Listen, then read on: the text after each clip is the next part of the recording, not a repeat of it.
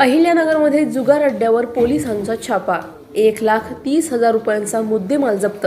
20 आरोपींवर गुन्हा. अहिल्यानगर शहरात जुगार अड्ड्यांवर पोलिसांनी मोठी कारवाई केली आहे. उपविभागीय पोलीस अधिकारी डॉक्टर दिलीप टिपरसे यांनी पथकासह रात्री आस्थापना बंद करत असताना कोठला येथील कुरेशी हॉटेलच्या पाठीमागे पत्र्याच्या शेडमध्ये सुरू असलेल्या तिरट जुगारावर छापा टाकला.